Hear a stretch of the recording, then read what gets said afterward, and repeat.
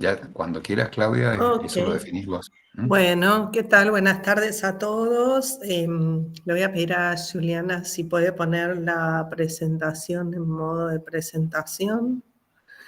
Y bueno, vamos a Sí, obvio, retomar, perdón. sí, vamos a retomar desde donde dejamos la clase pasada. Nosotros habíamos visto la dimensión de los valores o los principios del derecho a la salud.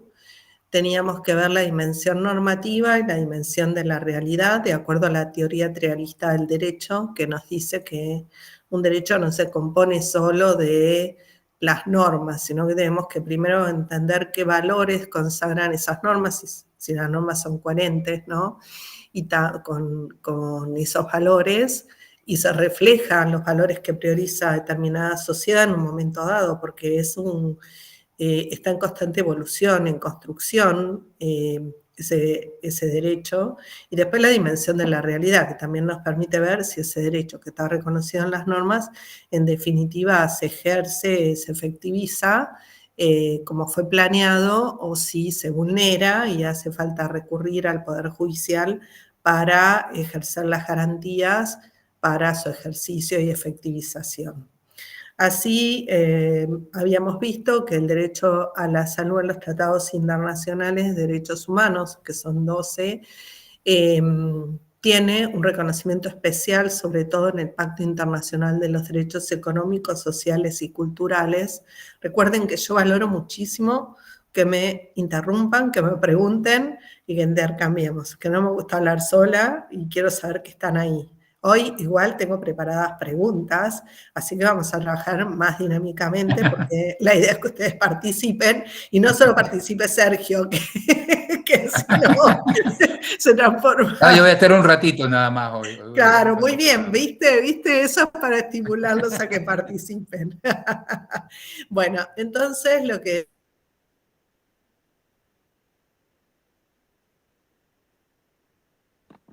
Tocaste el micrófono, me parece, Claudia. Sí, uno de los pactos más importantes es el Pacto Internacional de Derechos Económicos, Sociales y Culturales, que refiere a la salud, y que establece que los estados deben reducir la mortinatalidad, la mortalidad infantil, y procurar el desarrollo infantil sano, prevenir y tratar enfermedades, crear condiciones que mejoren la asistencia en los servicios médicos, mejorar la higiene, el trabajo y el medio ambiente, y garantizar servicios apropiados en relación al embarazo, parto, posparto, nutrición adecuada durante el embarazo, lactancia y niñez. A propósito de esto, yo les quiero recordar que la Constitución Nacional establece entre las prerrogativas y responsabilidades del Estado Nacional el crear un seguro materno-infantil. ¿Sabían ustedes esto? ¿Sabían que la Constitución Nacional nos habla de un seguro materno-infantil o es la primera vez que lo escuchan? Les estoy consultando. A ver, ¿alguien se anima a decirme si conocían esta previsión de nuestra Constitución? No, yo lo No, tampoco, es la primera vez que lo escucho. Bueno, esto no suele pasar con la Constitución. La Constitución, en coherencia con los tratados internacionales de derechos humanos, tiene una protección especial para la salud de la madre y el niño. No lo sabemos, no lo estudiamos. Hablamos de la seguridad social, hablamos de muchos derechos, pero no hablamos de esto. Así que tenemos que saberlo porque si bien hay muchos programas y leyes referidas a la salud materno-infantil, tenemos la posibilidad, a través de la Constitución, de la creación de un seguro que nos garantizaría, por ejemplo, que la mortalidad infantil no fuera tan desigual en nuestro país. Y sin embargo, no estamos haciendo uso de esa previsión.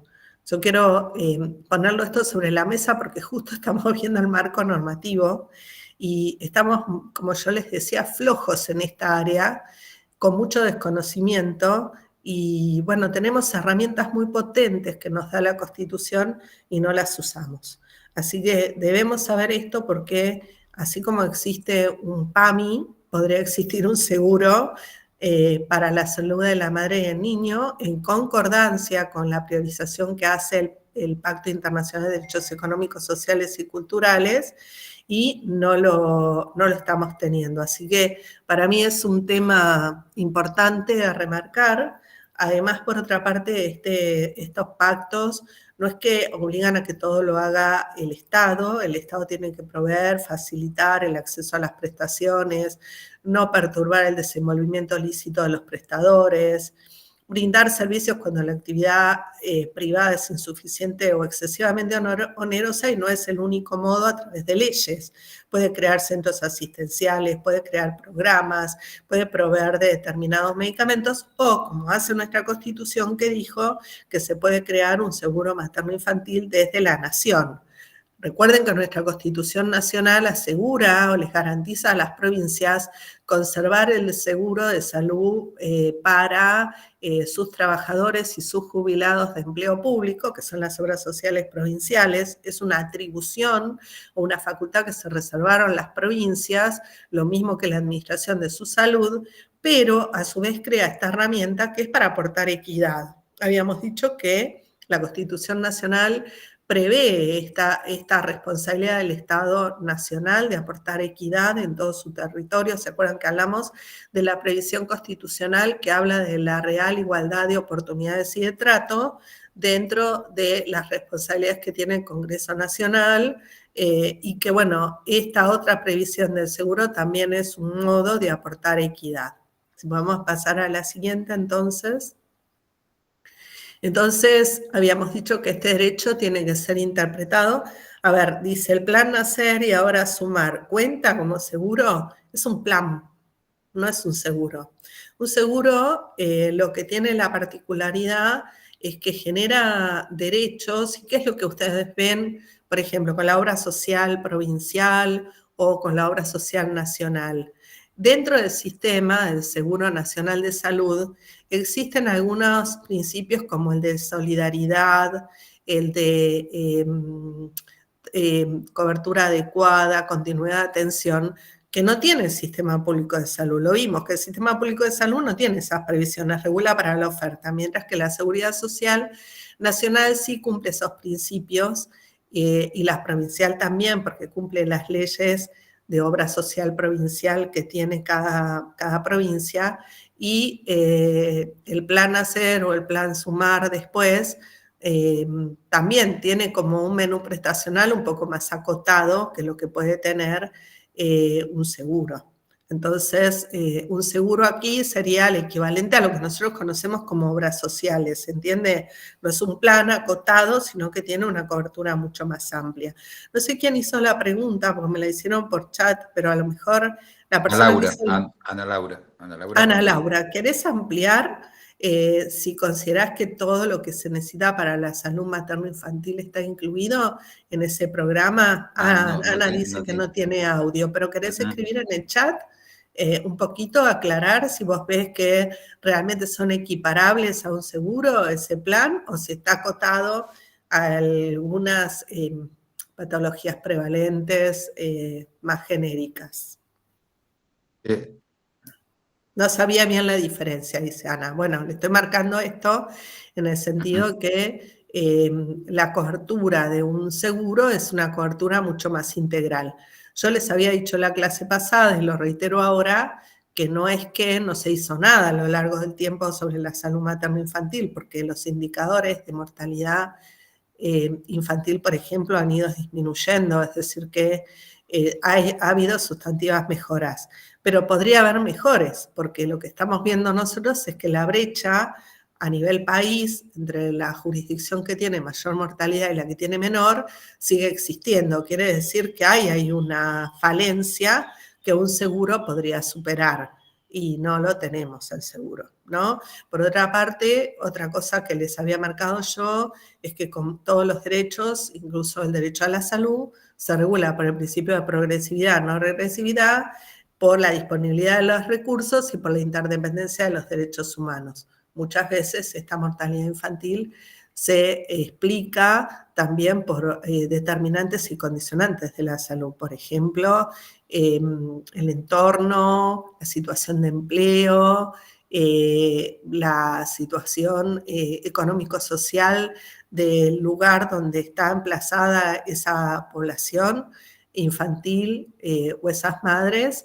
Y bueno, ahí hay que también trabajar en línea con apoyar a esos grupos sociales que son más vulnerables o están más rezagados. Esta es una realidad que tiene que ver con nuestro federalismo y que compele al Estado Nacional tratar de superar esas brechas y, como les decía, por ejemplo, se han hecho muchísimas iniciativas en el tema de salud materno-infantil.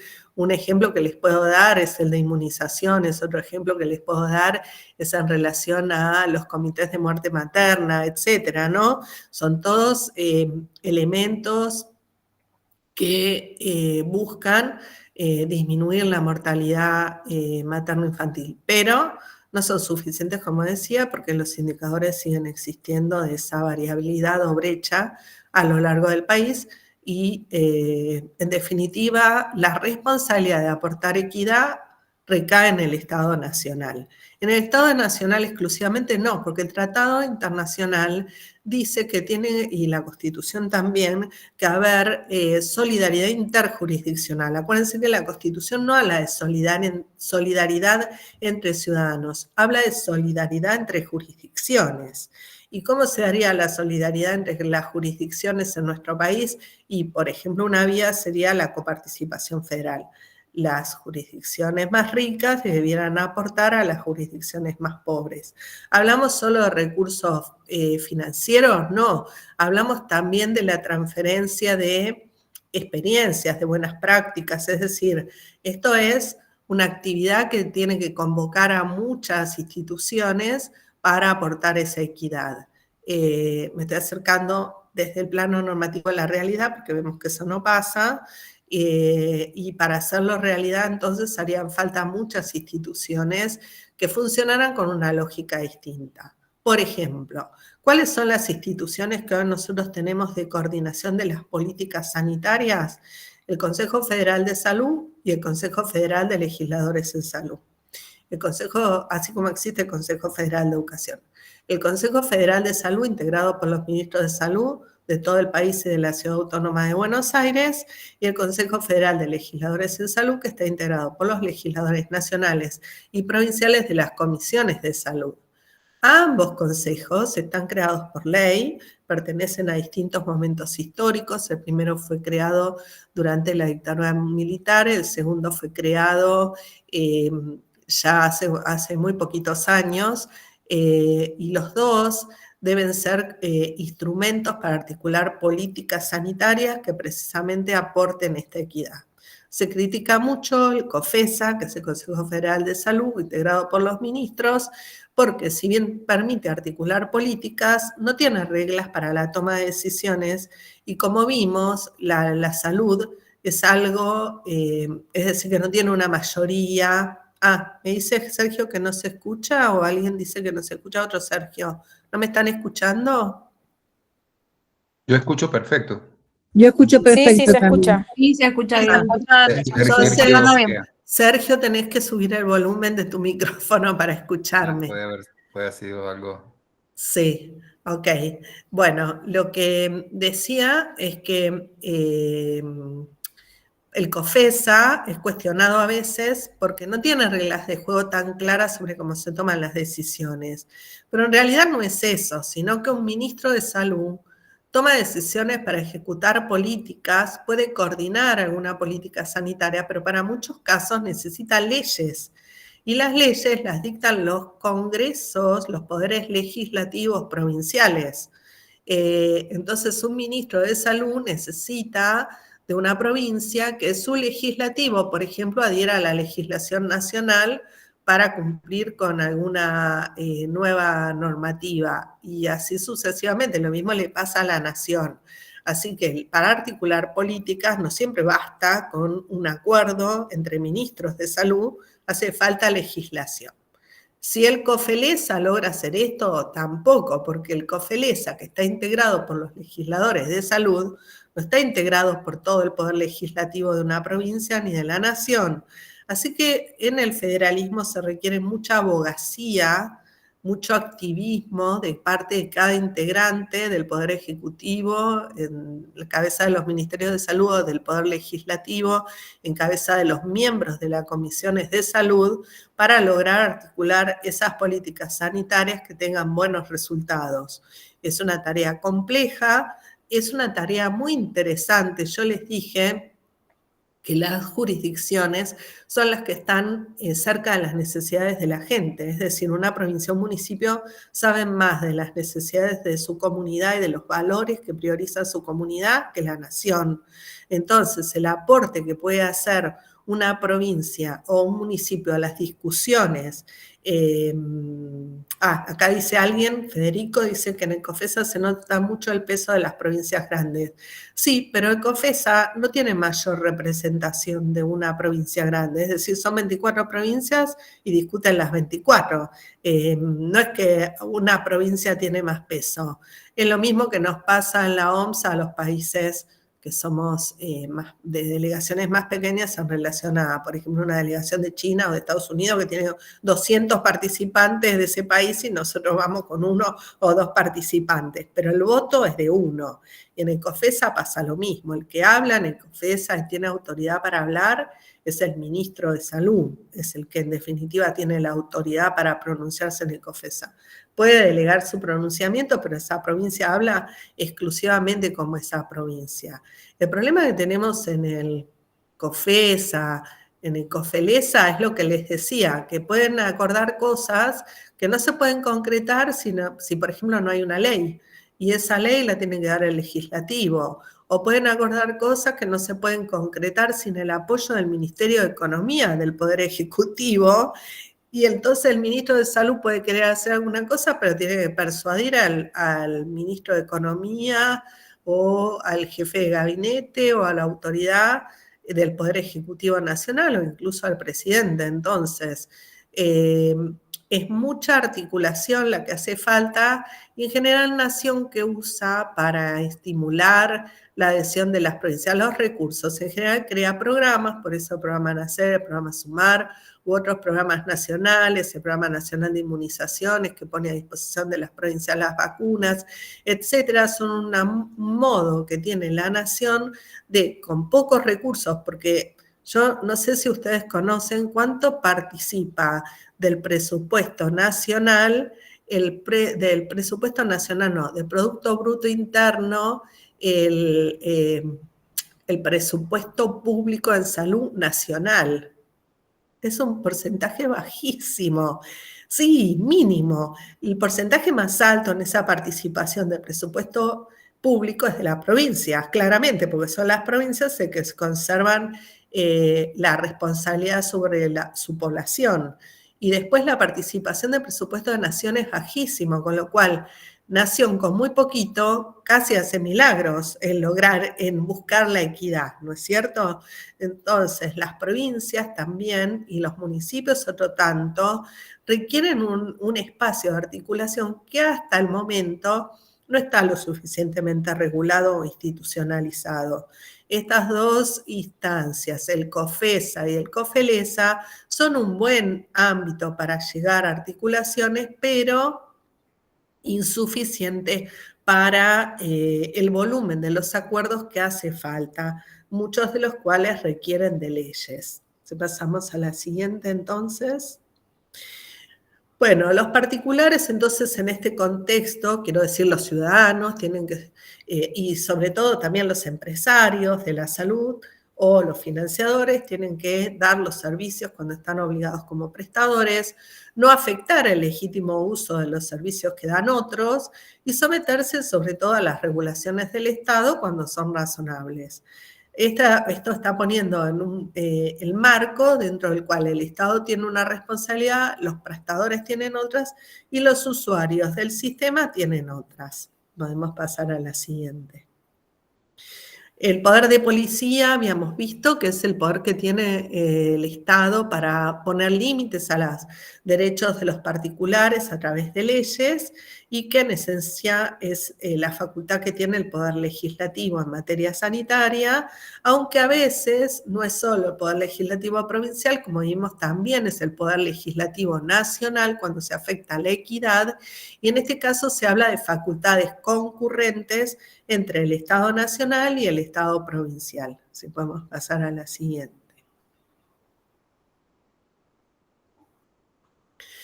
Ahora, yo les refería que la forma en la cual a lo largo del tiempo el Estado nacional con el Estado provincial logran acuerdos ha variado en el tiempo. Por ejemplo, en la década del 90 se hablaba de políticas sustantivas. Había decretos que sacaba el Poder Ejecutivo Nacional donde listaba las políticas sustantivas en las cuales el Estado Nacional se iba a concentrar. El Estado Nacional se concentró mucho en el tema calidad, fue un periodo donde, como vimos, se dio un ajuste de las cuentas públicas, se transfirieron los servicios de salud asistenciales que dependían de Nación, la gran mayoría de los hospitales que creó Carrillo se transfirieron a las provincias en ese contexto de ajuste y surgió entonces esta necesidad de que las provincias para solventar los gastos de los establecimientos asistenciales que recibían de Nación y los propios tuvieran que recuperar lo que invertían en la atención de las personas provenientes de la seguridad social. Ese recupero se dio primero con el decreto de hospital de autogestión que permitía facturarle a la seguridad social y como rechazo a esto, no a la seguridad social nada más, sino que le permitía cobrar los servicios a los pacientes que asistían con capacidad de pago, y para que no se diera esta situación que se valoró como injusta, se reemplazó este decreto del hospital de autogestión por el de gestión descentralizada y se prohibió cobrarle a los pacientes. A partir de ahí nosotros tenemos una regulación nacional que permite la gratuidad, creo que esto lo vimos la clase pasada, lo estoy reforzando, y esto ha cambiado con el DNU 70, que deja sin efecto el hospital de gestión descentralizada y que, bueno, ahora cada provincia tiene libertad para establecer su sistema. Cada provincia, cada prestador público tiene la posibilidad de recuperar directamente de la seguridad social las prestaciones que brinda. Otro momento histórico, después de la década del 90, ya después de la crisis del 2001, es que aparecen los planes federales de salud. Tenemos en 2004-2007, después tenemos otro posterior al 2007, acordados en el COFESA. En esos, el diagnóstico que se dio, por ejemplo, en el Plan Federal de Salud 2004-2007 era una cobertura desigualdad en el acceso y en el uso de los servicios, variable calidad, inequidades sociosanitarias en la asignación de los recursos. Podemos decir que esta característica es propia de un sistema de salud fragmentado y segmentado como es el argentino y se mantiene hasta hoy. Así que ese diagnóstico también fue tomado por los planes federales ulteriores y bueno, a la fecha nosotros tenemos en un esquema de desregulación que también se dio durante la década del 90, un esquema que aspira más a desregular las reglas dentro del sistema y dar más libertad a las provincias para fijar sus reglas de juego en cuanto a las políticas sanitarias. ¿Pueden darme ustedes algún ejemplo de esa desregulación que estén viviendo en su provincia?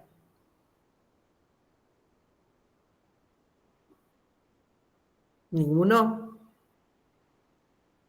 La importación de medicamentos, por ejemplo, ¿no?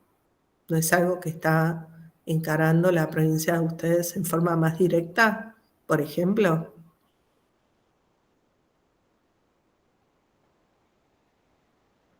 Bueno, los tengo callados. ¿No quieren aportar ahí por el chat? No lo sé, me dicen. No tenemos claro eso. Ajá.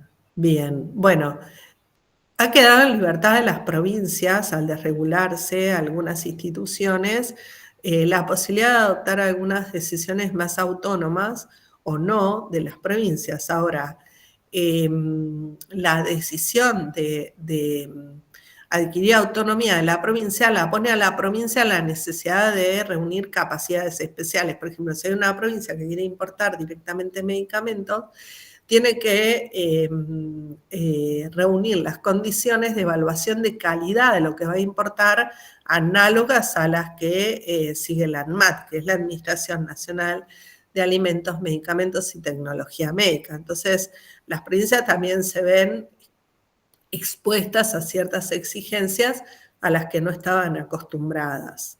Por otra parte, como yo les marqué en la primera clase, los motivos por los cuales tiene que intervenir la nación conforme a la Constitución Nacional son el tránsito interjurisdiccional, el tránsito entre ciudadanos entre distintas provincias o el tránsito de mercaderías entre distintas provincias. Todo esto requiere la intervención de nación por la Constitución Nacional. Entonces, todo esto que yo les estoy contando lleva a que, bueno, las reglas de nuestro federalismo no nos permita que las provincias sean totalmente autónomas. Una provincia, por ejemplo, puede regular las condiciones de producción y comercialización de un medicamento en el ámbito de la provincia, pero si ese producto va a salir fuera de la provincia, está en un comercio interjurisdiccional y requiere la intervención de nación. Esto es lo que yo les estoy diciendo, son las reglas de juego en el reparto de competencias nación-provincia establecidos. A ver, Marcela Lombardo nos compartió algo. ¿Querés contarnos, Marcela, qué nos compartiste, por favor? Dice un link del gobierno de Mendoza. Contanos, Marcela. Hola, buenas tardes. Hola.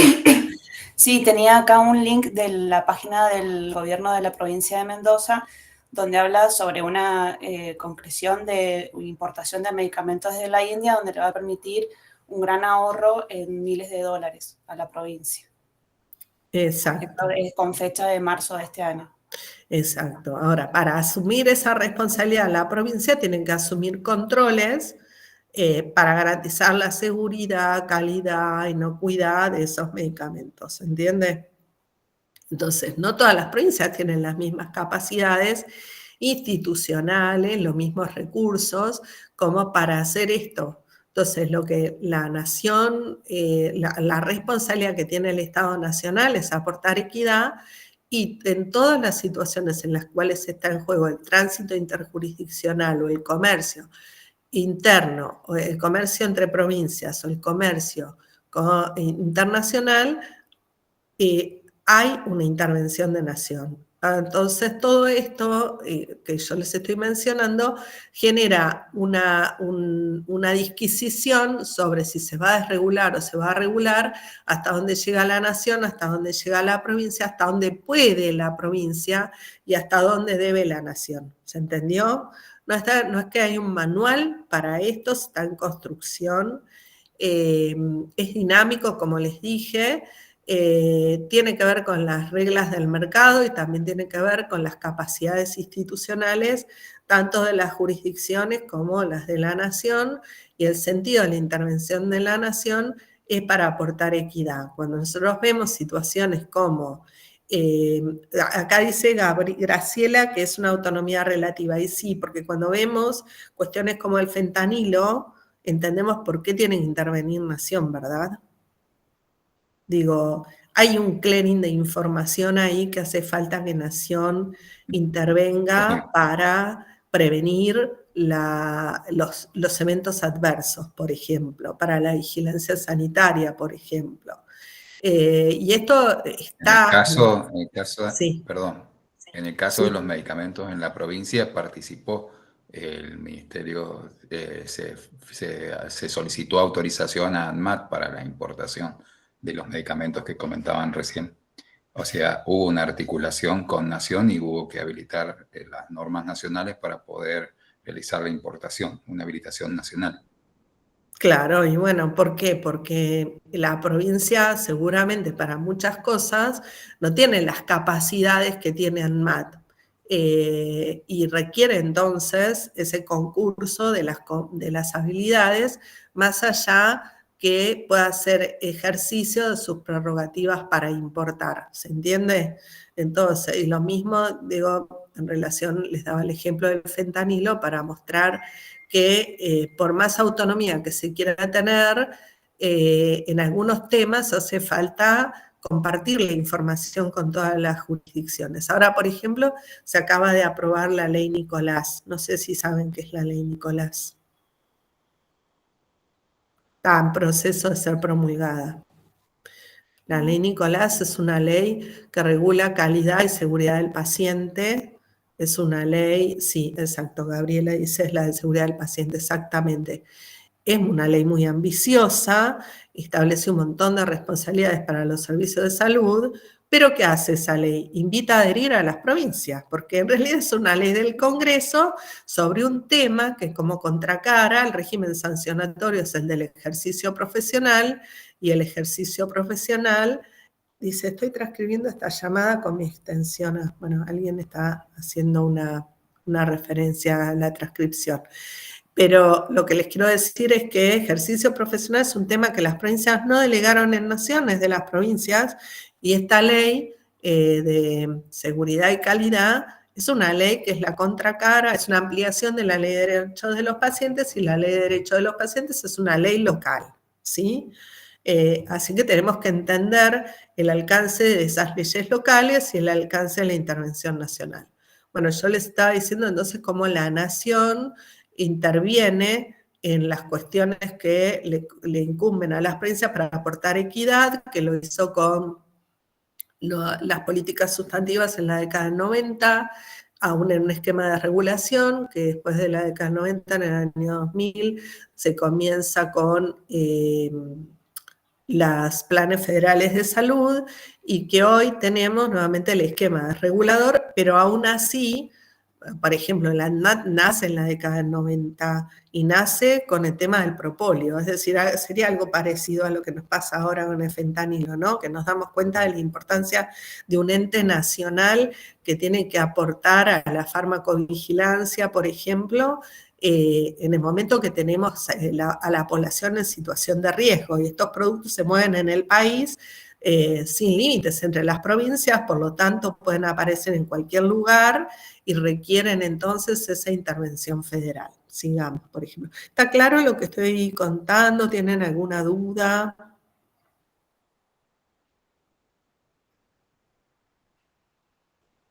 Muy bien, me gustan las manitos, muy bien. Podemos seguir entonces.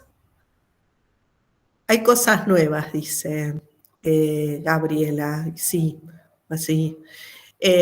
Bueno, acá yo les traje, por ejemplo, la Constitución de la Provincia de Buenos Aires, además para que veamos que en un país federal las constituciones son muy diferentes. La de la Provincia de Buenos Aires nos dice de la garantía, acuérdense que es más reciente la de la Provincia de Buenos Aires, entonces nos habla de la garantía de los aspectos preventivos, asistenciales y terapéuticos, nos habla de que el hospital público es gratuito, con funciones de asistencia sanitaria e investigación, promueve la educación para la salud, la rehabilitación y la reinserción de las personas, que el medicamento es un bien social que integra el derecho a la salud, y que a los fines de su seguridad, eficacia y disponibilidad en el ámbito de sus atribuciones, asegura a la provincia la participación de los profesionales en los procesos de producción y comercialización. Miren el nivel de detalle que tiene, por ejemplo, el derecho a la salud en una constitución provincial. Y como con Sergio hablamos, que la Constitución de la provincia de Mendoza viene rezagada, es la provincia que tiene la Constitución más antigua sin reformar, y que por lo tanto tiene una mención muy escueta al derecho a la salud. Vamos a seguir a la siguiente.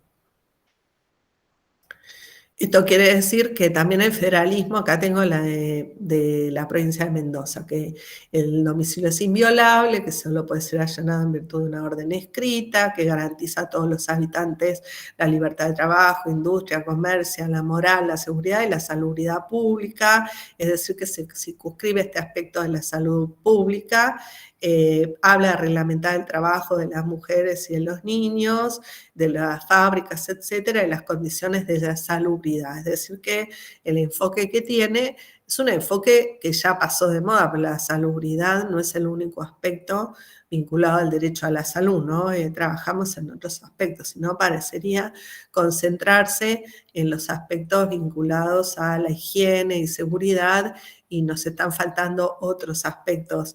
Ahora, las instituciones de la provincia de Mendoza son instituciones bastante importantes en materia de salud. ¿Por qué? Porque además de tener una constitución formal, pétrea, escrita, tenemos también una constitución real. Y la realidad es que la provincia de Mendoza jerarquiza el derecho a la salud.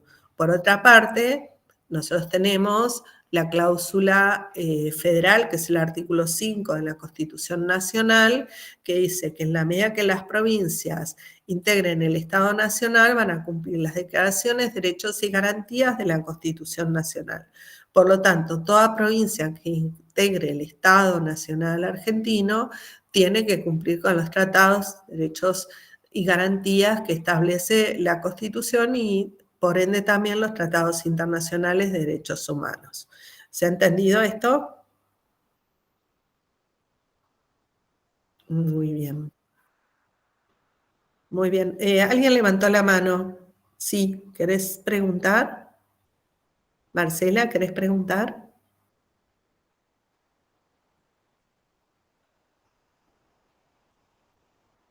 Ah, bien, bueno. Entonces seguimos, me dice que no. Seguimos entonces, vamos a la primera consulta de grupo. La primera, tengo 3 preguntas para hacerles. Las voy a hacer las 3 seguidas y después ustedes se ordenan para responder. ¿Cuál es el subsector del sistema de salud más regulado y cuál el menos regulado? En función a lo que estuvimos hablando, ¿no? Mencionen al menos 2 valores o principios que enuncia la normativa en cada uno de los 3 subsectores del sistema de salud y la norma que establece esos valores en cada caso. Y por último, indiquen por qué creen que se judicializa el sistema de salud en materia de acceso y cobertura y en qué subsector ocurre más este fenómeno. A ver, para reflexionar juntos, vamos a la primera pregunta. ¿Cuál es el subsector del sistema de salud más regulado y cuál el menos regulado? Los escucho. Las obras sociales son las más reguladas. Muy bien, Federico. ¿Cuáles son las menos reguladas?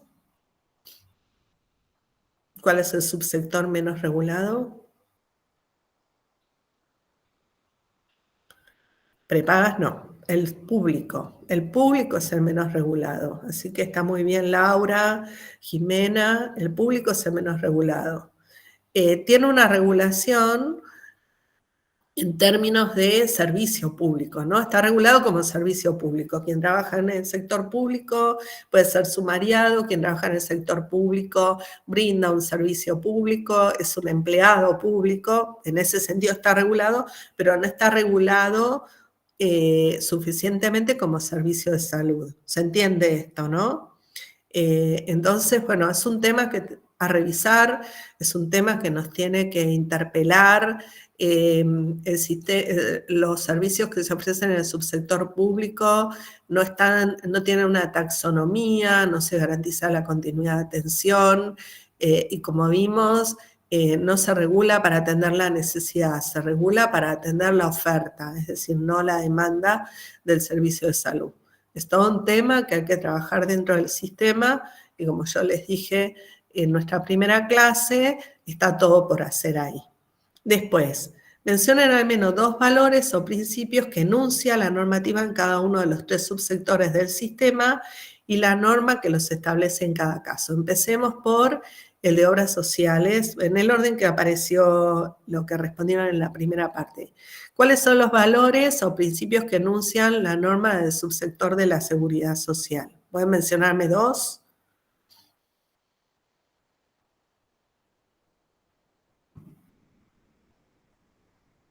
Hay uno que reaparece en la seguridad social. ¿Cuál es?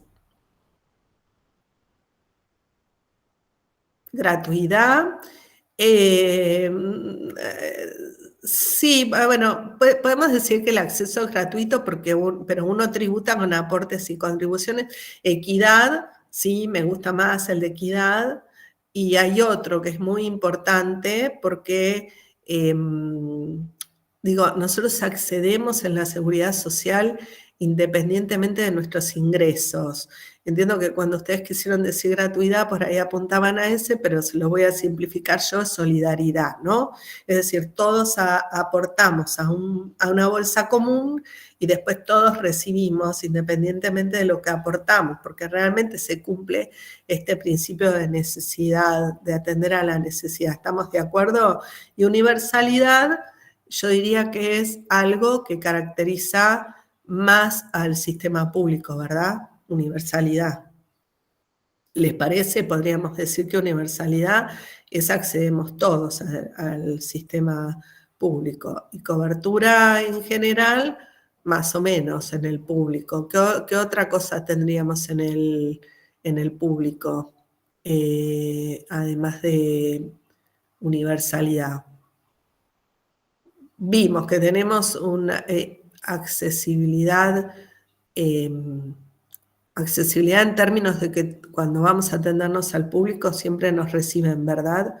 Gratuidad, más o menos. ¿Se acuerdan que gratuidad yo les había dicho que está establecido por el decreto de gestión descentralizada, pero ahora nos quedó medio corto ese decreto porque fue derogado? Pero sí, podríamos decir que hasta ahora la idiosincrasia argentina dice gratuidad. Equidad no, porque equidad, si yo voy a Formosa, el efector de Formosa, el hospital de Formosa me va a dar lo que puede ofrecer el hospital de Formosa, y el de Tierra del Fuego lo que puede ofrecer el hospital de Tierra del Fuego. Es decir, que no es equitativa la atención. Entiendan, ¿no? Lo que quiero decir.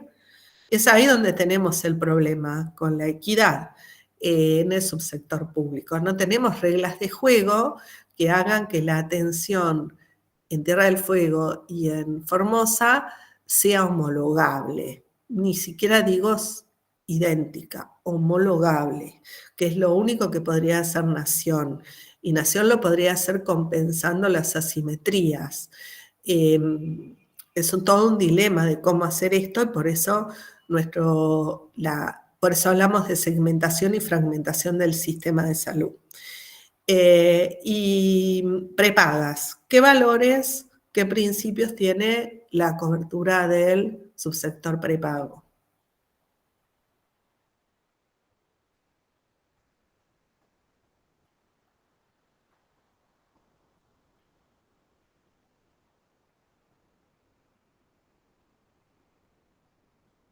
Solidaridad no tiene prepago.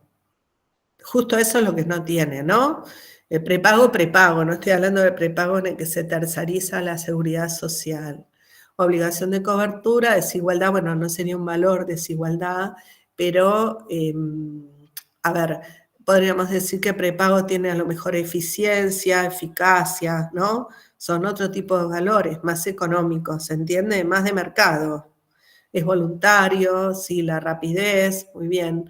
La calidad más o menos, porque ustedes saben que en el subsector hubo un estudio que se hizo en el 2004, que era de habilitación categorizante, lo hizo el área de calidad del Ministerio de Salud de la Nación, que estudió establecimientos públicos y establecimientos privados para ver, era de habilitación categorizante, y se estudiaron un número muy importante de establecimientos asistenciales de distintos niveles de financiamiento, de calidad, de capacidad de resolución. Y se encontró que en muchos casos los establecimientos públicos daban o tenían mejor capacidad de resolución y mejor calidad que los privados. ¡Oh, sorpresa! Entonces, no pensemos que la calidad va a venir de que sea público, de que sea privado. La calidad viene desde otro lugar. Esto es, por ejemplo, la capacidad de resolución, el nivel de complejidad y determinados indicadores que son de calidad, y no siempre el privado los cumple. Puede ser un mal privado.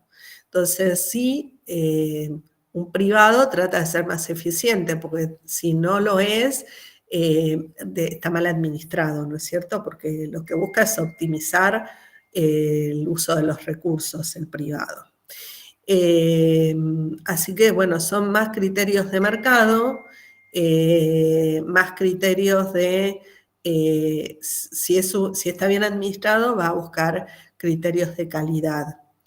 Y después nos vamos a preguntar por qué creen que se judicializa el sistema de salud en materia de acceso y cobertura, y en qué subsector ocurre más esta judicialización. Ahí los escucho. Esto lo vimos en la clase, en la primera clase, a ver si estaban atentos.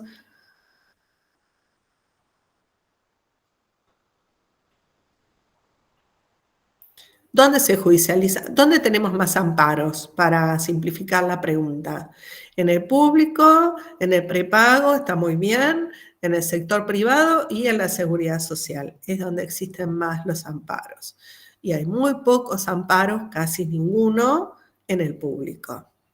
¿Por qué? No me digan que ustedes no conocen que, por ejemplo, en las obras sociales está lleno de amparos, ¿no? Digo, no es solo el privado.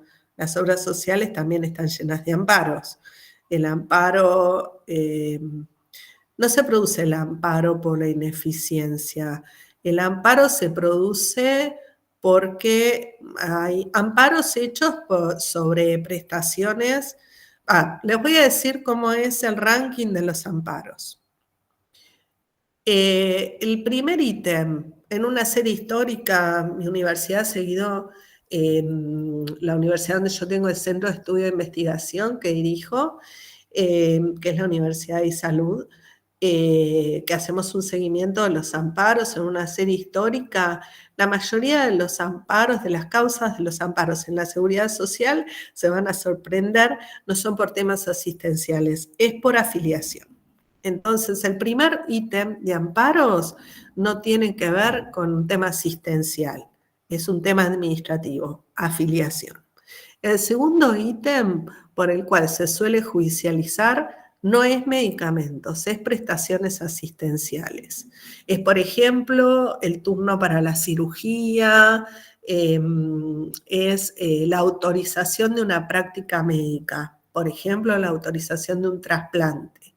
Ahora, esto que se judicializa vinculado con la atención médica tiene mucho que ver con la demanda inducida. El prescriptor suele tener vínculo con el establecimiento donde tiene que intervenir ese profesional. Entonces ahí se ve mucho la demanda inducida.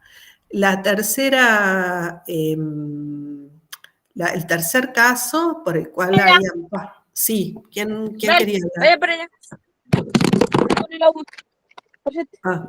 Andrea, tenés abierto el micrófono, por favor, silencialo.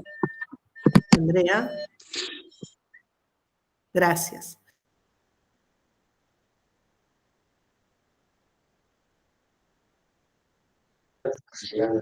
Claudia, tenés el micrófono apagado. Gracias. Entonces decía, la primera causa de amparos son las afiliaciones, la segunda causa de amparo son las prestaciones médico-asistenciales, la tercera causa de amparo son los medicamentos y los insumos médicos. Ahora, ¿esos medicamentos son los medicamentos caros? No, mayormente las causas de los amparos son los medicamentos que están previstos en el menú, en el Vademecum o de la obra social provincial o en el programa médico obligatorio.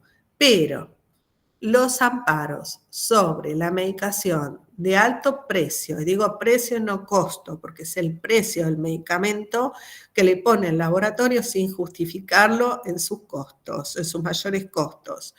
que pueden representar la quiebra de un establecimiento financiador, es decir, de una obra social, de un prepago o del propio Estado, son pocos, pero son muy significativos en cuanto al importe. Ahora, ¿por qué se dan estos juicios? Estos juicios de afiliación, los juicios de afiliación se dan por problemas de organización administrativa donde muchas veces no se cumplen las normas, los aseguradores no cumplen las normas. Segundo, también se pueden dar en relación a la materia prestacional porque hay una demanda inducida, como les dije. En materia de medicamentos, o insumos médicos, cuando están previstos en la normativa vigente, como puede ser el Mademecum de una obra social o en el programa médico obligatorio, no es admisible que se tenga que tramitar un amparo para darlo. Ahora, cuando es medicación de alto precio, en general hay problemas con la evaluación de la evidencia, de la utilidad que tiene para el caso esa medicación, y de la efectividad que tiene esa medicación. Y en estos casos hay que ser muy cuidadoso. Está la Comisión Nacional de Evaluación de Tecnología Médica, la CONETEC, que es una instancia que hace una evaluación de las nuevas tecnologías cuando se incorporan en el país y que es muy valiosa para que ustedes puedan consultar. Ahora está el PROMESA, también la PROMESA es un mecanismo por el cual el paciente puede utilizar la mediación para recurrir a esta cobertura. En general mis colegas, los abogados, no quieren el PROMESA porque cobran mejor honorario si van por la vía del amparo que si su cliente acepta una mediación.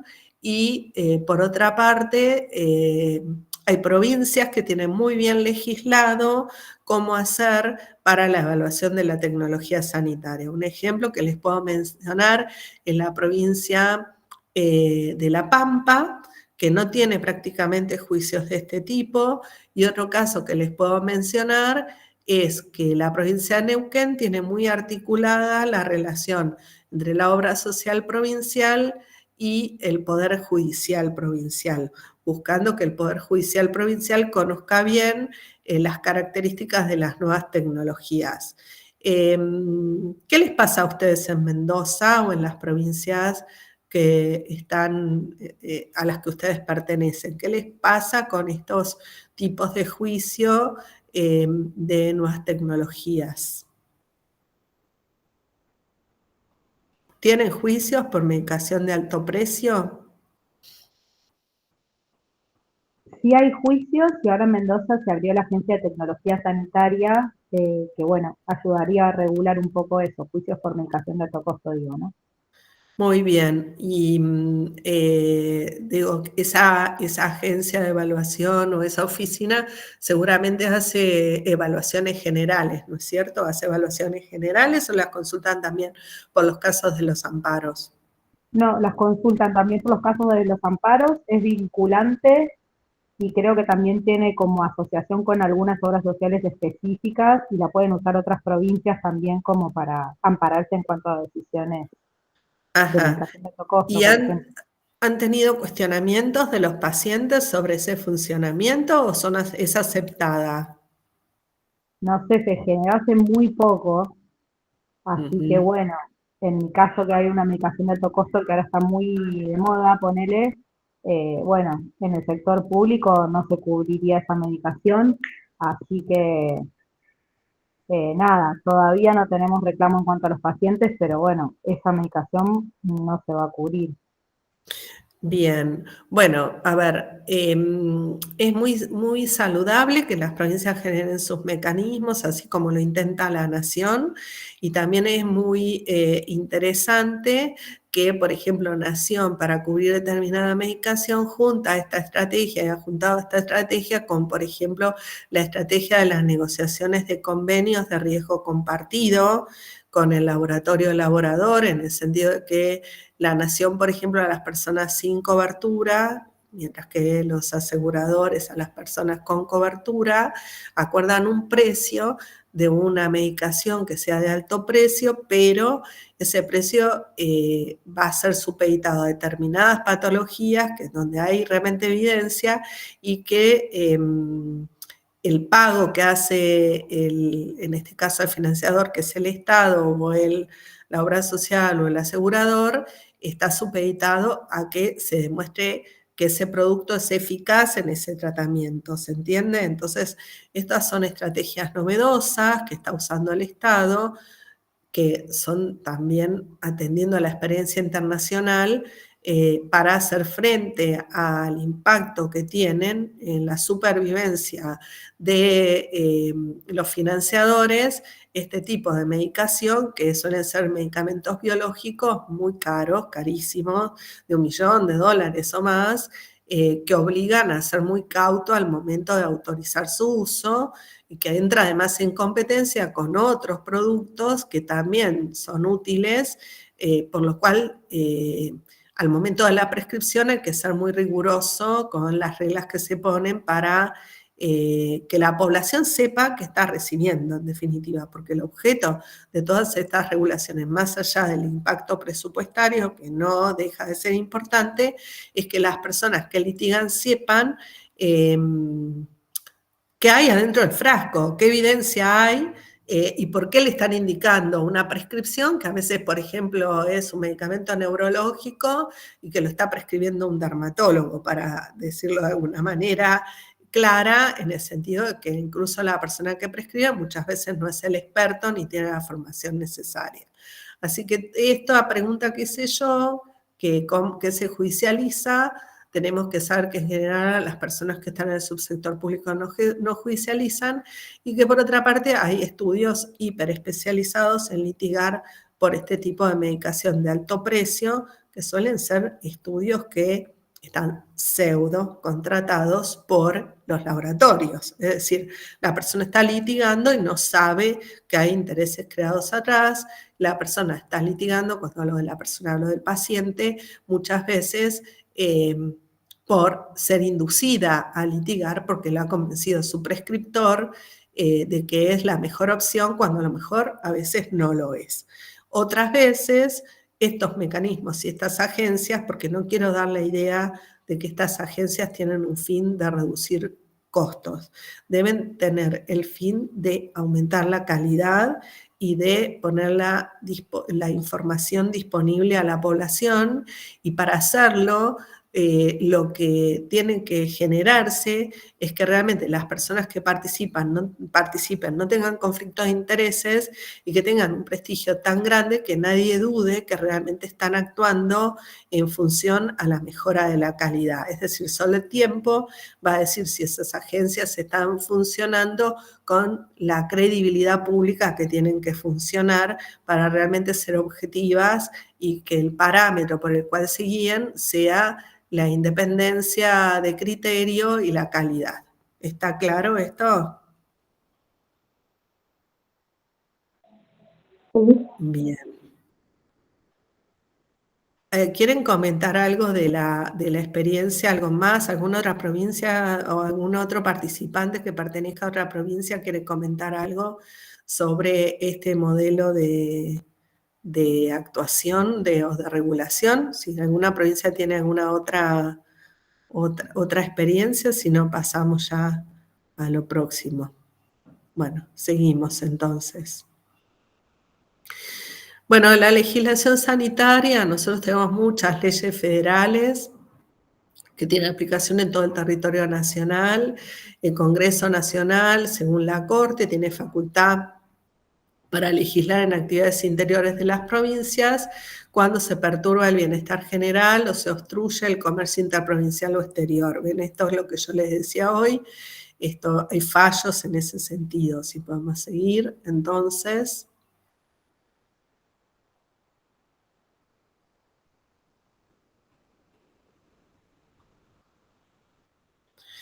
bueno, sobre el marco jurídico, acá yo les cito si les interesa, profundizar una obra que hicimos con el doctor Garay del estudio de la legislación del país, con motivo de que participamos del Digesto Jurídico Argentino. No sé si saben que es el digesto jurídico argentino, pero cuando ustedes vieron la ley bases que tomó de base toda la legislación que estaba derogada, que estaba vigente, etcétera, hubo un trabajo previo que fue el digesto jurídico argentino, es un trabajo que llevó muchos años y que llevó a hacer un relevamiento de toda la legislación del país, que había mucha legislación que había caído en desuso y que se convocara a juristas para separar cuál era la legislación que estaba vigente y cuál no. En el tema de la legislación en salud me convocaron y yo convoqué al doctor Garay, que es el que lleva el Legisalud en el Ministerio de Salud. De hecho, el Legisalud en el Ministerio de Salud fue creado a instancia mía cuando fui subsecretaria de Salud en el Ministerio de Salud y se mantiene hasta el día de hoy. Es una herramienta que supongo ustedes consultan. ¿Conocen el Legisalud? No, me dicen. Bueno, ustedes pueden entrar por internet, googlear Legisalud, cualquier legislación de cualquier provincia la tienen ahí en el Legisalud y además a veces tiene sobre determinados temas atlas de salud donde ustedes cliquean el tema y les aparece un mapa y les aparece la legislación de cada provincia. Así que les sugiero lo consulten, está disponible en la web del Ministerio de Salud de la Nación y lo pueden googlear como Legisalud. Sí, realmente es una herramienta muy útil. También tiene el reenvío a los tratados internacionales, está muy actualizado y tienen temas específicos para buscar. Si podemos pasar a la siguiente, entonces. Bueno, podemos seguir. Estos somos los autores. Bueno, el digesto es muy importante, hay provincias que tienen digesto, es muy importante porque permite conocer cuál es la norma vigente, cuál fue la derogada, pues podemos seguir. Esto es porque obviamente que nuestra legislación es incoherente, fragmentada, superpuesta, abundante, oscura e incierta.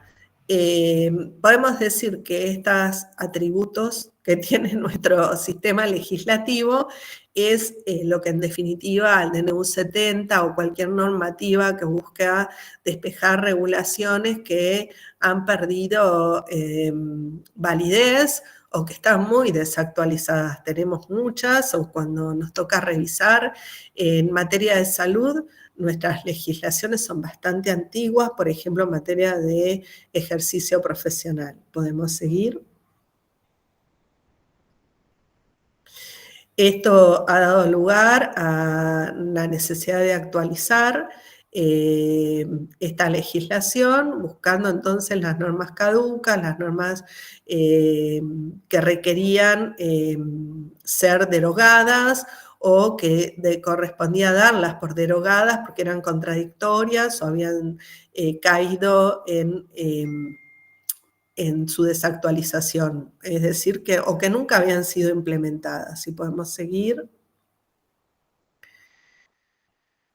Esto dio lugar entonces a ciertos, a buscar superar la complejidad que presentaba esta legislación para el ciudadano, para la administración, para el juzgador, para el consumidor, en definitiva para todos los que participan o son beneficiarios de una ley o la usan a la ley como instrumento y superar el desconocimiento de las leyes. Si podemos seguir. La necesidad entonces de un sistema equilibrado llevó entonces a establecer cierto orden legislativo y es como aparece la necesidad de este digesto jurídico, si podemos seguir. Yo les voy a sugerir algo. ¿Les parece que hagamos un receso de 5 minutos? Yo me quiero tomar un vaso de agua, ¿puede ser? Bien, bueno, hacemos un receso de 5 minutos y volvemos.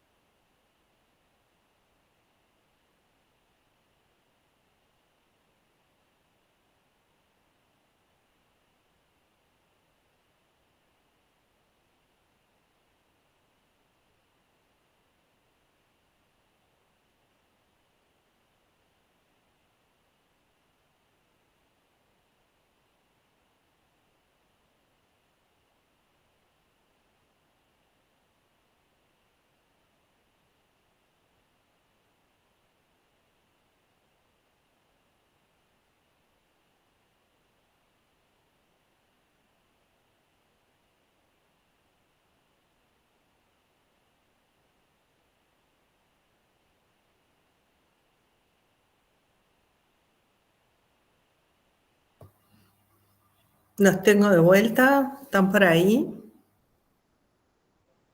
Sí, acá estamos. Bueno, muy bien.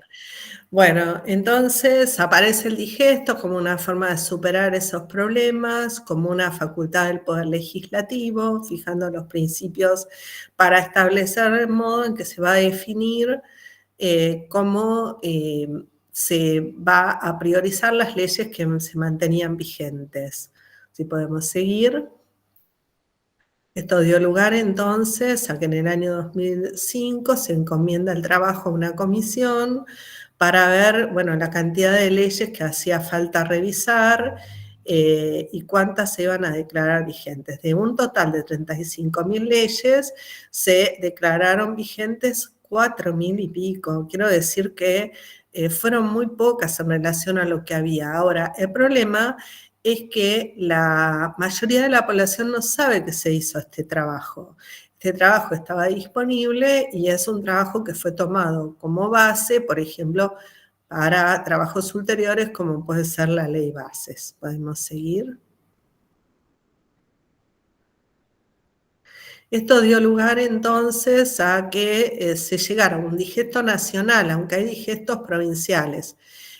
Hay provincias que tienen sus propios digestos, que tienen sus propias categorías de normas y las están desarrollando. La provincia de Mendoza tiene un digesto, ustedes saben.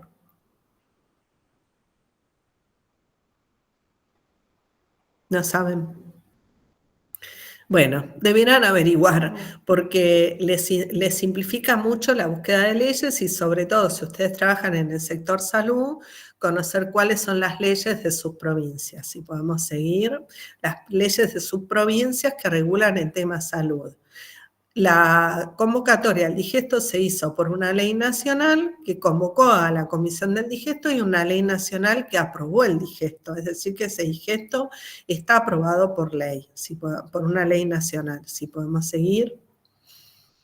El contenido de esa ley nacional tiene las normas generales vigentes y tiene un detalle de por qué hay normas que se declararon como no vigentes. Si podemos seguir. Bueno, tiene una forma de denominar a las leyes que se unificaron, es decir, hay leyes que a lo mejor requerían una conjunción de más de una ley por el tema que trataban, entonces se hizo un trabajo de unificación de las leyes en materia de salud. Podemos seguir. Y se crearon categorías. Las categorías tienen que ver con materias, por ejemplo, administrativo, aduanero, aeronáutico, bancario, etc.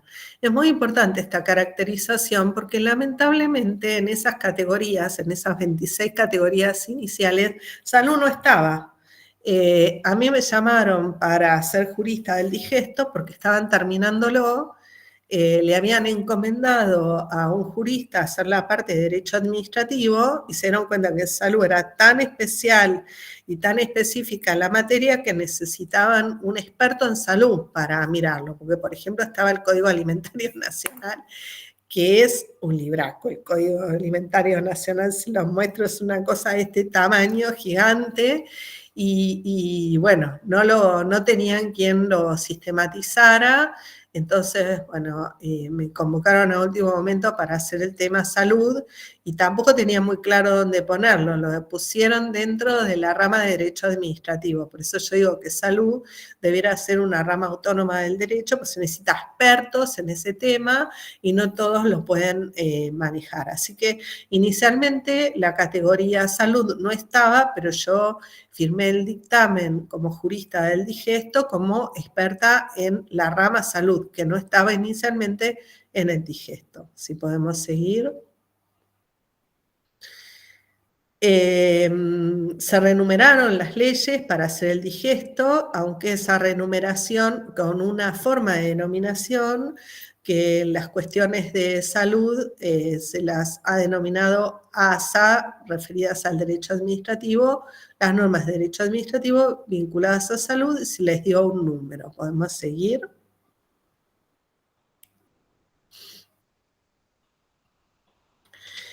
Bueno, finalmente se aprobó el digesto por una ley, como les dije, nacional. Podemos seguir. Y en el digesto tenemos cuáles son las leyes derogadas, las leyes por objeto cumplido, las leyes caducas y las leyes unificadas. Es decir, que ahí podemos identificar temas como, por ejemplo, el tema de la ley de pestes, es decir, leyes viejísimas a nivel nacional que tienen su correlato con la situación actual, de qué pasa con este tipo de enfermedades y cuál es el régimen legal vigente. Si podemos seguir, esto dio lugar entonces a las categorías que finalmente fueron aprobadas, y acá ven ustedes que dentro de administrativo, lo tienen marcado en azul, quedó las normas de derecho administrativo vinculadas a salud pública, quedó reconocida esa rama específica de categoría dentro del digesto. Si podemos seguir. El digesto, bueno, tuvo un periodo de observación y de publicidad donde se pudieron hacer comentarios en contra, participaron universidades, etcétera, cuestionándonos la forma en la que se había categorizado el digesto. Podemos seguir. Y además hay una edición electrónica. Si ustedes cliquean Digesto Jurídico Argentino, van a poder obtener esa compilación de normas en donde les va a aparecer también la normativa vinculada a salud a nivel nacional a ese momento, porque ese trabajo ha requerido una actualización que, bueno, es un tema que hubiese sido muy valioso que se mantuviera. Podemos seguir y podemos pasar, y ustedes ven acá lo que representó, como les decía, daba lugar a leyes vigentes, 3.363, derogadas 1.600, derogadas implícitamente unas 1.500, caducas porque se cumplió su objeto. Por ejemplo, una ley que era para establecer la conmemoración de algo una sola vez, etcétera, o porque venció el plazo. Quedamos con 3.300 leyes vigentes al momento que se aprobó la ley, si podemos seguir, sobre una base que decíamos de 33.000 leyes, ¿no? Y se consolidaron tres tipos de normas: las leyes, decretos leyes, que ustedes saben que son los que se dieron durante periodos no democráticos, y los decretos de necesidad de urgencia. No se incluyen en el digesto las normas provinciales o las normas posteriores al año 2013. Esas 3.353 leyes vigentes han incorporado también tratados internacionales y leyes de, como les dije, decretos leyes y decretos de necesidad de urgencia. Si podemos seguir. Bueno, es importante saber que este digesto lo que nos muestra es la complejidad de la legislación. Estamos viendo el marco normativo en salud, no se olviden, la complejidad de las leyes, la cantidad de leyes, las materias de las leyes. Básicamente, a pesar de todo esto que tenemos, yo les decía que el subsector público está poco regulado. Tenemos las leyes, por ejemplo, de notificación obligatoria de enfermedades, las leyes para enfermedades particulares, etcétera, que son todo un conjunto de leyes que nosotros tenemos que atender, que ustedes tienen que atender en el ejercicio profesional, más allá de estas leyes genéricas de derechos de los pacientes o de responsabilidad profesional, y que no siempre se conocen. Lo importante es saber dónde las pueden ir a buscar a las leyes. Tienen el Legisalud como una buena herramienta, tienen el digesto como otra herramienta para buscar las leyes nacionales, y para buscar las leyes provinciales tienen seguramente repositorios de información provinciales o tienen los digestos provinciales para conocer cuál es la normativa aplicable específica en materia de salud. Sigamos. Acá tienen un listadito de la cantidad de leyes establecidas en 11 categorías de leyes dentro del sistema de salud que están dispersas. Por ejemplo, las de seguridad social y muchas otras leyes que refieren a salud, pero que están dispersas en distintas categorías. Podemos seguir. Y entonces tenemos la categoría de salud terminó incorporada en la versión final del digesto, pero no fue reconocida inicialmente, y para los abogados que nos dedicamos al tema salud estamos inquietos porque en algún momento se reconozca que la legislación en salud requiere un reconocimiento especial. De hecho, no sé si saben que en la provincia de Buenos Aires ya hay un proyecto de ley orientado a que haya tribunales especializados en materia de salud. En la ciudad de Buenos Aires hay residencias para los abogados, en los hospitales públicos de la ciudad de Buenos Aires, hay residencias para los abogados especializados en salud. ¿Me pueden ustedes contar si en sus provincias, sea la provincia de Mendoza o en las provincias a las cuales ustedes pertenecen, alguna iniciativa reconociendo la especificidad del derecho a la salud, sea en las residencias, en los hospitales, o que da lugar a una especialización, o la iniciativa de creación de tribunales vinculados al tema, o carreras de formación de abogados especializados en salud? ¿Tienen algo de eso?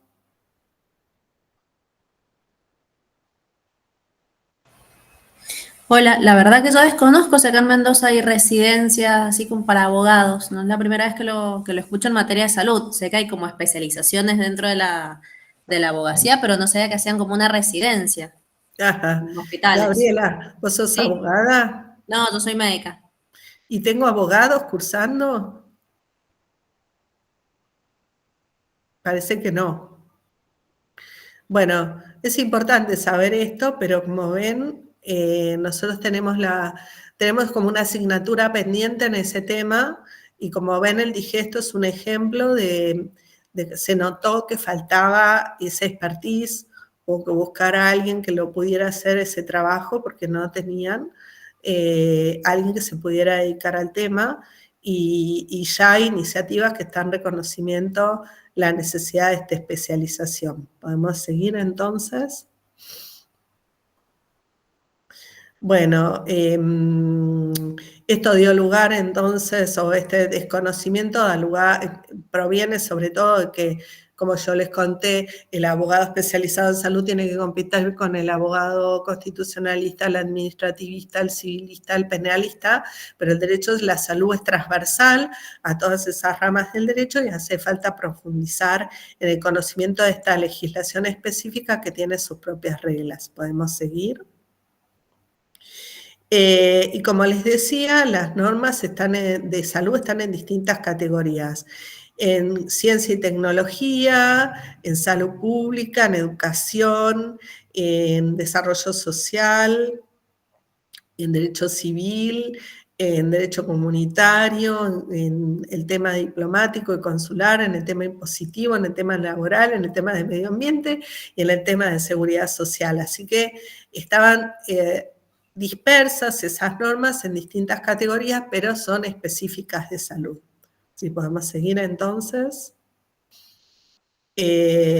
Bueno, del total de relevamiento de las 3.300 normas del digesto, 142 eran específicas de salud a ese momento, que estamos diciendo que es en el año 2014, entre el año 2014 y 2015.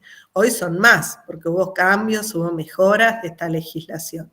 Si podemos seguir. Pero, perdón, podemos volver para atrás. Los temas que han regulado son la persona humana, la salud pública, la bioética, los medicamentos, los equipos de salud, la internación, institutos, hospitales, academias, obras sociales o seguros, y políticas e instituciones. Es decir, que tenemos muchas normas vinculadas a salud dispersas dentro del ordenamiento jurídico, que es importante muchas de ellas que conozcamos, y que en general no se conocen porque ni siquiera tenemos esta idea de esta dispersión normativa ni que tienen estos contenidos. Si hablamos en general de derecho a la salud, hablamos de derecho de los pacientes, derecho al consumidor, prepagos, obras sociales, hospitales y o bioética, ¿no? O si les ocurre algo más, medicamentos. No tenemos mucha más referencia a salud. Esa es podemos pasar, es la proporción de las leyes que teníamos y como vemos la mayor cantidad de normas, pasemos a la que sigue, es las que refieren a salud pública en esta torta con el porcentaje de categorías de normas. La más importante es la referida a salud pública, que refiere a estas normas de enfermedades transmisibles, vacunación, etc. ¿Podemos seguir?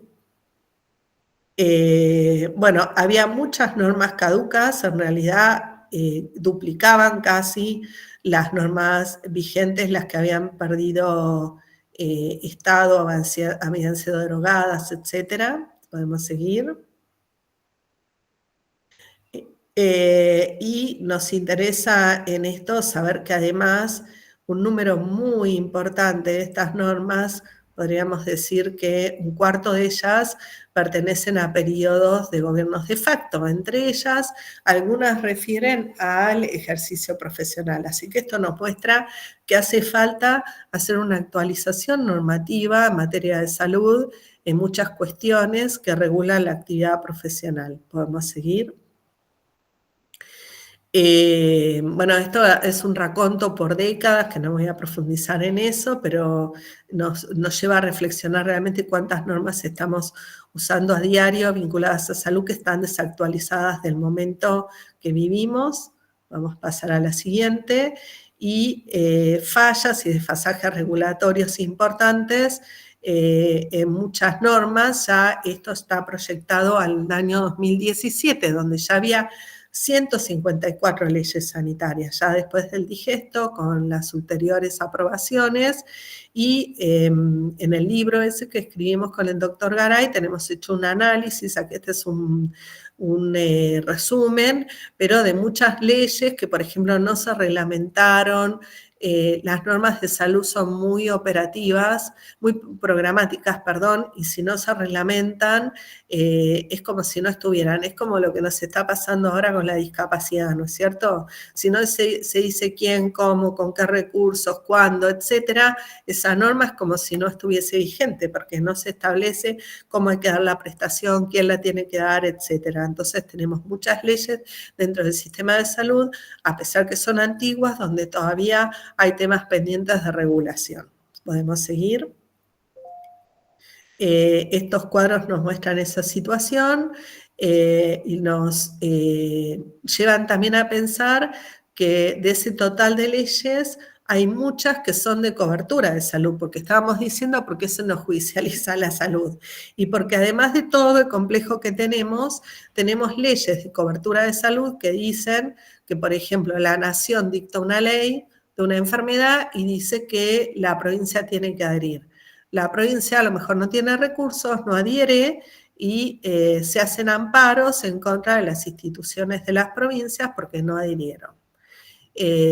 Podemos pasar a la siguiente. Entonces, acá tenemos todo un raconto de leyes de coberturas obligatorias, desde las vinculadas al HIV, las vinculadas a la diabetes, otras enfermedades, que en general el legislador, tenemos una serie, una lista de coberturas obligatorias en esta legislación, donde en el cuadro uno tiene desde la referencia a leyes muy viejas, como las que refería a las enfermedades de transmisión sexual, a otras más recientes, como les decía, a enfermedades crónicas no transmisibles, donde se han establecido previsiones que han ido evolucionando en el tiempo. Por ejemplo, en algún momento se establecía la forma o el estilo de redacción del legislador, era que invitaba a la adhesión de las provincias, después se empezó que estaban obligadas las obras sociales, después que estaban obligados los prepagos, pero dejando en una situación indefinida cómo se va a financiar, siempre en algún punto invitando a la adhesión de las provincias. Y esto hace que cuando se judicializa no queda claro cuál va a ser la fuente de financiamiento de esa prestación, ni quién es, ni qué nivel de compromiso tiene la provincia en su cumplimiento. ¿Podemos seguir? Y ha ido cambiando en el tiempo la forma de redacción de cuál es la obligación de las provincias. Es interesante el cuadro, yo los invito a que lo analicen, lo estudien, porque está marcado ahí la enumeración que hace la legislación sobre la responsabilidad que le cabe a las provincias, y muchas veces, digo todas las veces, a menos que la nación haya establecido una fuente de financiamiento adicional, no puede obligar a la provincia a su cobertura. Y les doy un ejemplo donde sí previó la legislación una fuente de financiamiento. A ver si ustedes lo descubren. ¿En qué legislación se ha establecido la fuente de financiamiento para que las provincias puedan hacer el cambio que estableció la legislación? A ver si me lo pueden decir. De la cobertura de una patología, más de un conjunto de patologías, porque no está circunscrita a una enfermedad en particular. ¿Pueden adivinar? Ah, es más reciente, pero es una ley bastante general que deben usar a diario. Es la ley de salud mental, porque la ley de salud mental establece que todo el cambio que tiene que hacer el sistema de salud en términos de pasar los establecimientos monovalentes a polivalentes, etcétera, establece un porcentaje determinado del presupuesto de Producto Bruto Interno, del presupuesto nacional, se tiene que dedicar a ese cambio, a la salud mental. Sin embargo, esa es la efectivización de ese cambio, está rezagado porque requiere atender la realidad local de cada jurisdicción, los establecimientos que tienen, las capacidades organizacionales. Y en general estas leyes, además, que establecen este compromiso por parte de los estados provinciales, tampoco tienen un cronograma que debieran tenerlo para su implementación efectiva. Algo parecido pasa con la reconversión de los bancos de sangre, que requiere cambios estructurales del sistema de salud que no se pueden hacer efectivos con el solo enunciado de la ley. ¿Comprenden lo que digo? Que la ley puede ser muy bien intencionada, pero tiene una ley nacional que se meta en estos aspectos organizacionales del sistema de salud provincial, tiene que prever el presupuesto, tiene que prever un cronograma de implementación que le permita a la provincia cumplir con esos objetivos. De lo contrario, las provincias difícilmente puedan llegar a esa meta. Cómo anda la provincia de Mendoza, por ejemplo, en el cambio de sus establecimientos de salud mental, de establecimientos monovalentes a polivalentes. ¿Sabes? Tengo expertos de salud mental en el grupo.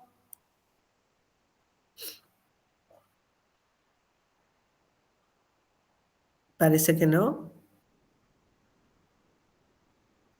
Bueno, eso ha sido un gran desafío para el sistema de salud, cumplir con esa meta, y requiere una reconversión de los establecimientos y también de la comunidad, ¿no? Hay provincias que están en avanzada en este tema hace muchos años, pero hay otras que tienen que cambiar profundamente la organización del sistema para dar cumplimiento a una ley que es ambiciosa en su meta, pero que tiene que establecer las herramientas y los mecanismos para que las provincias puedan adherir. En general, si la nación va a dar más presupuesto, es un incentivo para que las provincias cumplan, pero no es solo el incentivo económico de asignar más recursos, sino también una planificación que acompañe ese cambio. ¿Se está entendiendo de qué estoy hablando, de lo que decía la ley de salud mental, etcétera? Acá dice, en el Valle de Uco se han destinado camas para salud. ¿Querés hablar, Graciela? Porque no llego a leer todo el chat. ¿Querés contar qué pasó? Sí, justamente en este mes se han inaugurado pabellones, tanto en el hospital de Eugenio Bustos, el Tagarelli, como en el de Tupungato y en el de Tunuyán. Se han inaugurado sectores con camas para salud mental y se han incrementado las especialidades de psiquiatría y de psicología. Bien, bien. Bueno, eso pasa en el público, ¿no? Estás hablando de un hospital. En un privado, que era monovalente, es decir, una clínica o un establecimiento psiquiátrico, la idea es que ese establecimiento que es monovalente sume servicios para dejar de dedicarse exclusivamente a salud mental y sea polivalente, es decir, encontramos los dos problemas. Por un lado, los establecimientos públicos que son polivalentes, que tienen que estar preparados para incluir servicios de salud mental y estar preparado también para atender patologías de salud mental que requieren otro tipo de infraestructura, porque por ejemplo hemos tenido en la Nación el caso de un paciente internado en el hospital Posadas que cayó del último piso porque no tenía las salvaguardas necesarias el establecimiento para atender esa patología, ni los dispositivos tampoco preparados suficientemente para atender esa situación. Y por otro lado, tenemos los hospitales, los establecimientos privados o establecimientos públicos dedicados exclusivamente a la atención psiquiátrica que tienen que sumar otros servicios porque lo que está pidiendo la ley es que tengan una atención más amplia, que no se dediquen exclusivamente a tener camas de salud mental. ¿Se entienden, no? El objetivo de la ley era ese, pero estos cambios son cambios estructurales que también son cambios sociales, requiere cambios de la forma de abordaje de las patologías y una planificación que excede un plazo corto y que requieren cierto cronograma de implementación y evidentemente esta ley ya tiene muchos años, varios años, y no tiene una implementación total porque es muy desafiante lo que se propone en la ley. Entonces hay que tener mucho cuidado con las leyes de salud en el sentido de que una ley de salud por el hecho de que se apruebe no inmediatamente se va a poder cumplir porque si se quiere cambiar que haya lugares de reposición, no me acuerdo bien el nombre en el tema de sangre, pero son lugares en los cuales no se alienta que haya bancos de sangre, sino que se requiere que se pueda procesar la sangre, que son centros regionales. O en el caso de la salud mental, también con un cambio tan contundente y tan importante, no se logra de un día para el otro. Ustedes están hablando de cambios que hicieron en la provincia después de bastante tiempo, es decir, se requieren mucho remo, mucho involucramiento del recurso humano e inversión en infraestructura, ¿se comprende? Entonces, una ley sola no va a cambiar la realidad. Estoy todavía en el plano normativo, no llegué a la realidad, pero la realidad se impone.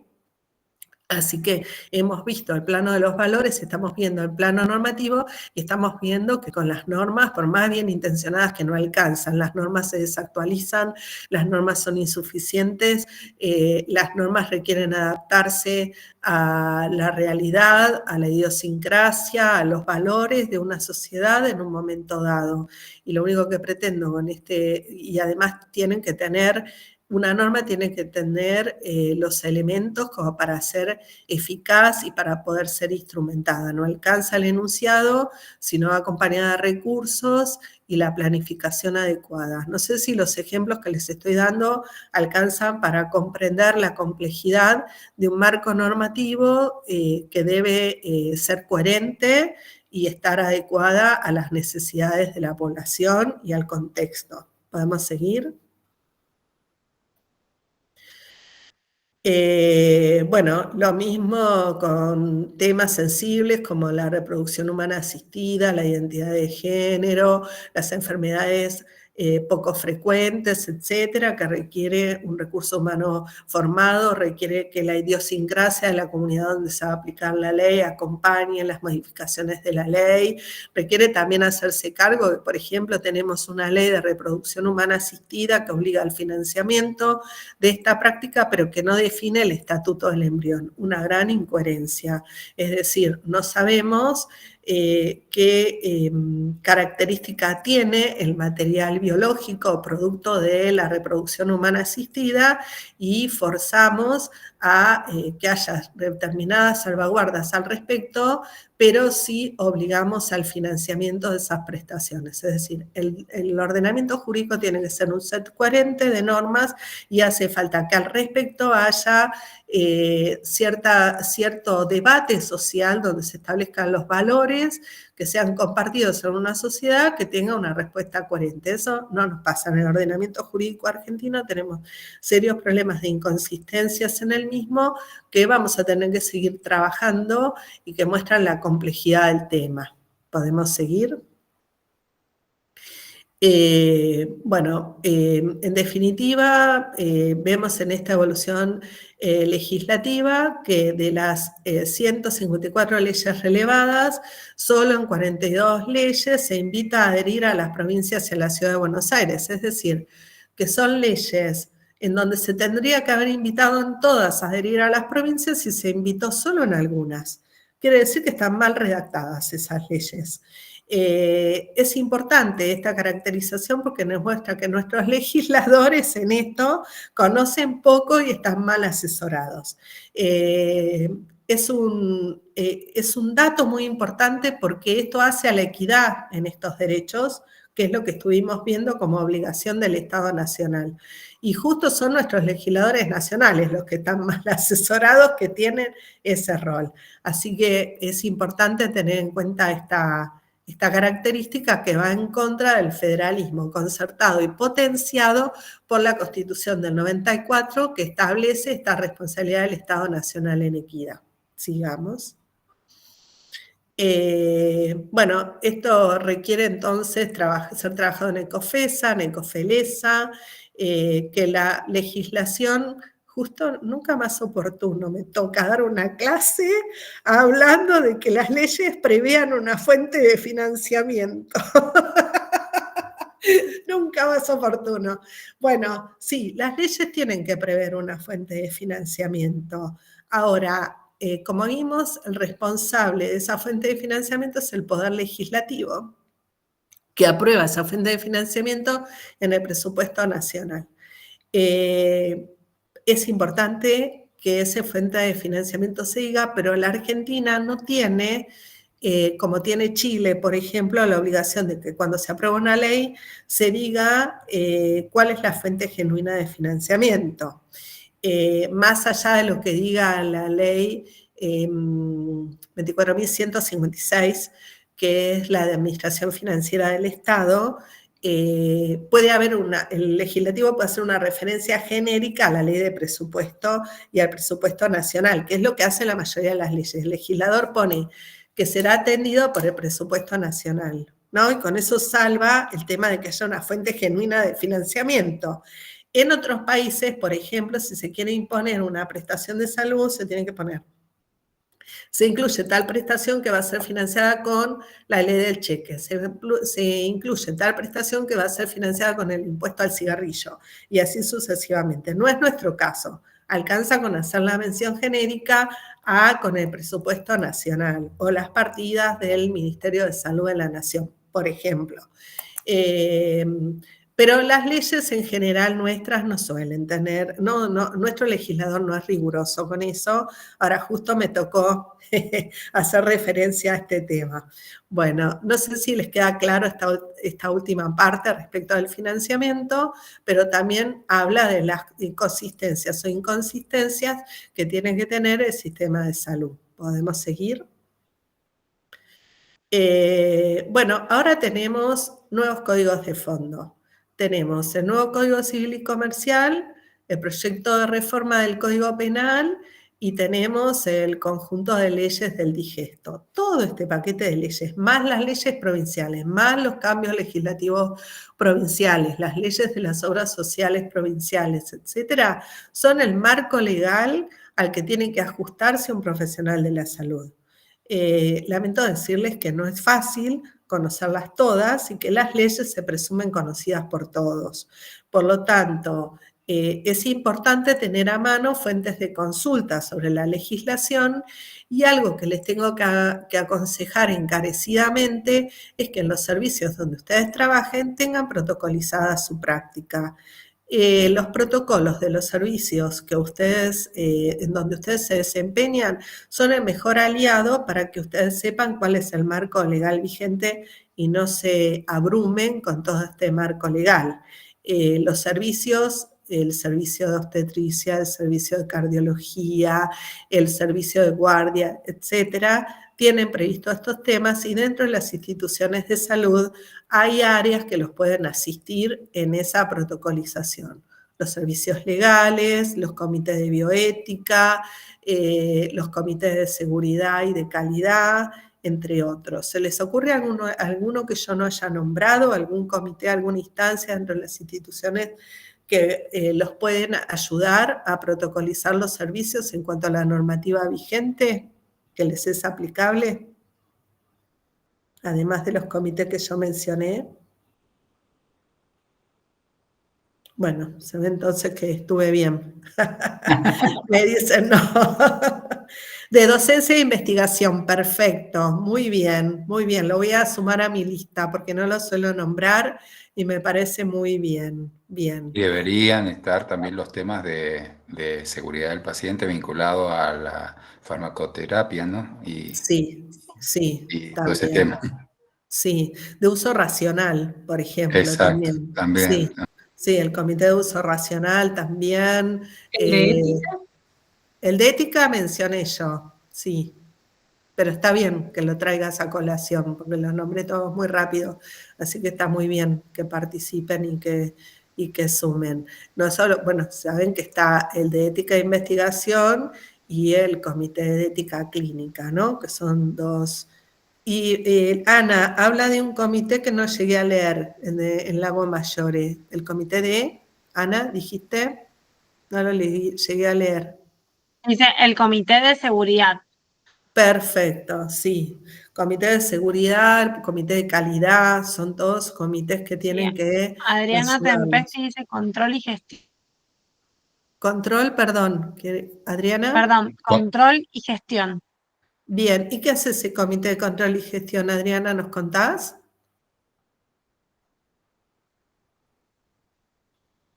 No sé, por ahí no se puede conectar. Bueno, hay comités Sí, yo calculo que sí. Abrí el micrófono si querés, Adriana. O Ana Laura, que son las dos que comentaron el tema de...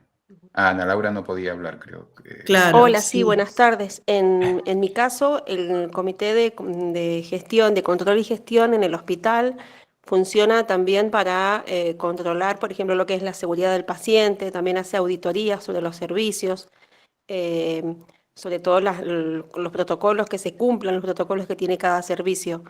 Eso es lo que, en eso se focaliza el comité de control y gestión.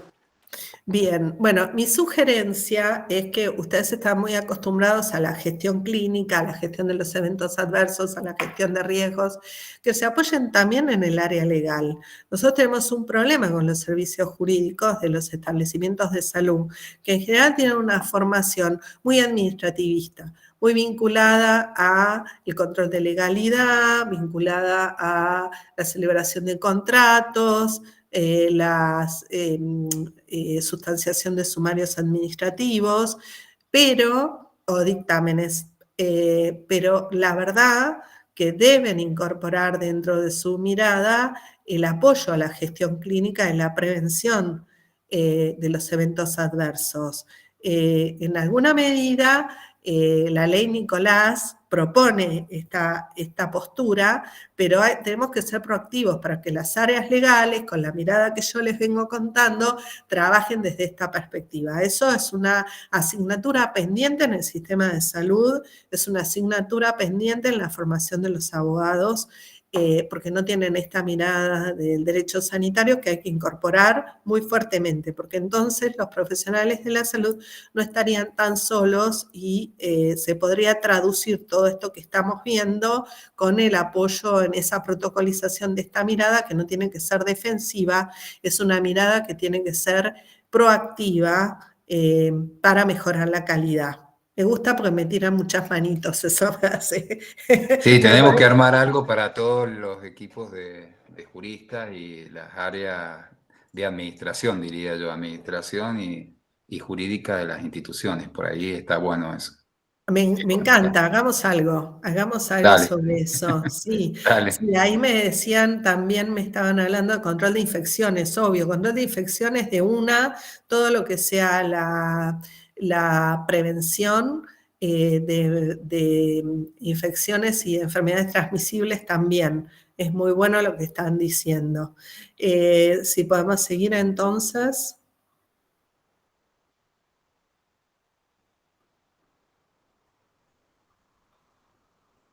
La perdí a la apuntadora. Bueno, el desafío entonces es un enfoque de derechos humanos, buscar a ver si logramos tener alguna legislación más general, el que ustedes sepan dónde consultar. Les dije dónde pueden consultar en Nación, pero esta página que les dije de Nación tiene la legislación provincial, así que no dejen de consultarla. Busquen cuando puedan durante la semana la página que tienen disponible ustedes de legislación en salud, en el Ministerio de Salud Provincial, el digesto de salud o el digesto de leyes que puedan tener en la provincia. Todos tienen ya a esta altura, pero si no, busquen en el Legisalud. ¿Podemos seguir?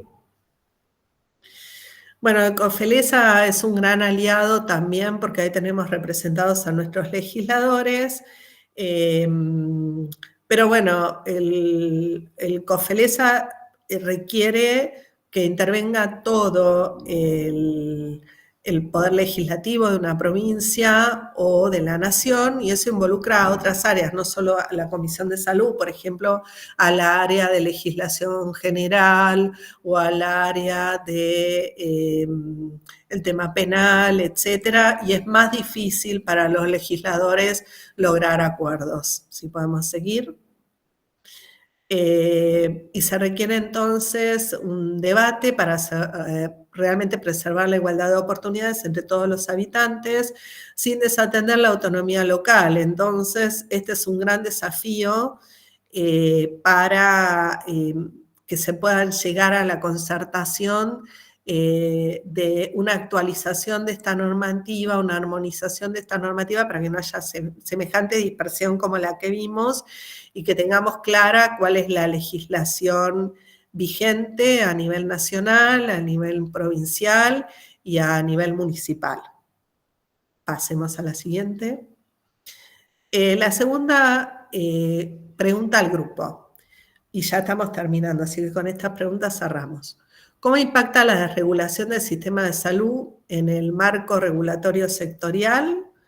Si aumenta o disminuye la judicialización sectorial y se mejora o no la autonomía provincial, por ejemplo, en la materia de recupero de costos de los hospitales respecto de la seguridad nacional o la política de importación de medicamentos. Vamos por la primera. ¿Cómo impacta la desregulación del sistema de salud en el marco regulatorio sectorial? Las escucho.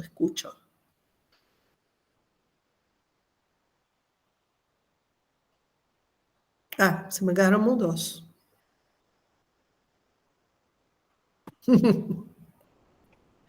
Vamos a la segunda. A ver, ¿aumenta o disminuye la judicialización, la desregulación? ¿Qué creen ustedes? El hecho que se diga que, por ejemplo, ahora... Aumenta. Sí. No, digo que aumenta, yo creo que aumenta. ¿Aumenta por qué? Porque por ahí las provincias no tienen la capacidad de responder a lo que se ha regulado con una ley. Lo que hablábamos recién, que primero se sanciona una ley y después se ve de dónde se saca el presupuesto, después se planifica. O sea que no existen los recursos para hacerle frente a algo que se sancionó sin el conocimiento, como vos decías, los legisladores no tienen el asesoramiento adecuado o el conocimiento correspondiente y sancionan leyes que no están mal, pero sin tener un estudio previo que las respalde. Bien, puede ser o puede no ser. La desregulación es una herramienta, desregular es una herramienta, puede ser buena o puede ser mala. Por ejemplo, en su momento, Eugenia levantó la mano, vamos a dejar que hable Eugenia y yo después les digo. A ver, Eugenia. Hola, ¿qué tal?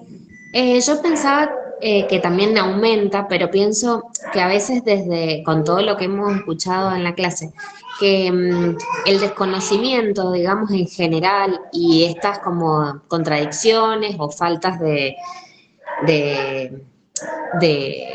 regulación y general, me parece que hace que los usuarios del sistema de salud a veces creamos que hay cosas que están como esto de la gratuidad, que existen, que son así, que son concretas, por ejemplo, no sé, la ley de discapacidad, bueno, que tengo tal cobertura porque está la ley, como si solo el hecho de que exista la ley de discapacidad hace que esté la cobertura reglamentada y que sea. Entonces, para mí, eso hace que los usuarios, diciendo que existe la ley, puedan como reclamar y demás, y por eso me parece que aumenta la judicialización, más allá de que sea real o no el pedido, digamos, pero me parece que el desconocimiento hace que uno a lo mejor, yo me acepto que soy que desconozco bastante del tema, y pienso que a veces uno solamente con el hecho de decir existe la ley de enfermedades poco frecuentes, asumo que todos los chicos con condiciones poco frecuentes, en mi caso que soy pediatra, tendrían que tener el acceso total. Y no es así, porque solo el hecho de existir la ley no garantiza la cobertura. Pero pienso que a partir de ese desconocimiento es que aumentaría la judicialización. Está muy bien lo que dicen, sí, aumenta en el sentido, a ver, en realidad no es un problema de la desregulación, no es un problema de la mayor autonomía provincial, sino es un problema de falta de organización suficiente de acuerdos de concertación. El federalismo es concertación, hace falta un acuerdo nación-provincias para establecer quién hace qué, y el esquema de desregulación, menor regulación o más regulación, lo que tiene que garantizar es cierto piso mínimo de derechos que la sociedad concertadamente haya decidido que todos van a financiar, y lo que no van a financiar todos tiene que estar claro quién y cómo lo va a financiar, quién y cómo se va a cubrir.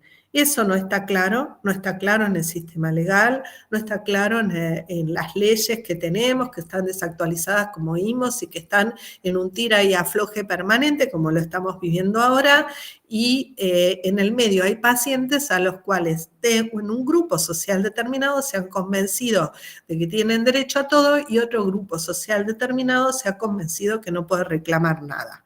Eso da una situación de terrible inequidad que requiere un trabajo futuro, y como les dije en la primera clase, está todo por hacer, así que bueno, yo recontenta de poderlo compartir con ustedes que son actores del sector, porque nosotros somos agentes de cambio y puede ser que no lo hayamos visto antes, pero ahora que lo vemos, estamos seguramente comprometidos a hacerlo mejor. Así que bueno, gracias a Sergio por convocarme y a todos ustedes por acompañarme en la clase, y bueno, seguiremos aprendiendo la próxima clase.